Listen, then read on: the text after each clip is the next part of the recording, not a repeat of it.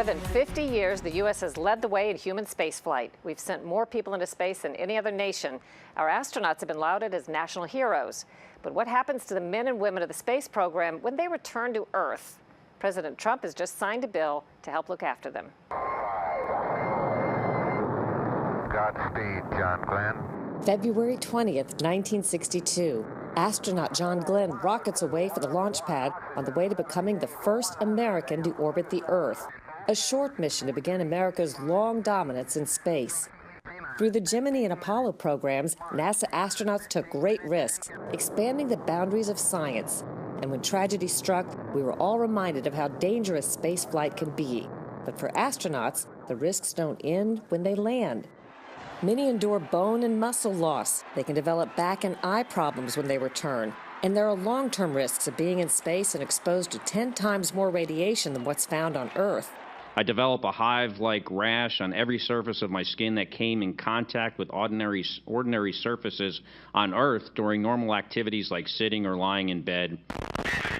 Scott Kelly has spent more time in space than any other American. Our time here. His most recent mission, 340 days long. That's 5,500 orbits, all to study the effects of long-duration spaceflight on the human body. Last year, he told Congress about the experience. When I returned after 340 days, I was surprised how differently I felt compared to my long-duration mission of 159 days. My muscles more quickly stiffened, and because my skin hadn't touched anything for nearly a year, it was extremely sensitive and became inflamed. Since the start of the space program, NASA has done basic health monitoring for returned astronauts, but they've never provided long-term comprehensive health care. Now, after bipartisan efforts in Congress, that's set to change.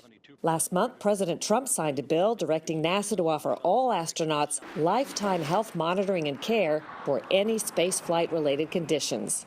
This bill calls for ongoing medical monitoring and treatment of our heroic astronauts for health conditions that result from their service. It's a pretty tough job. I don't know, Ted, would you like to do it? I don't think I would. Marco, do you want to do it? Marco, I don't know. I'm not sure we want to do it. Senator Ted Cruz, who you saw standing next to the president, went on to suggest that perhaps Congress should be sent into space. Fascinating idea.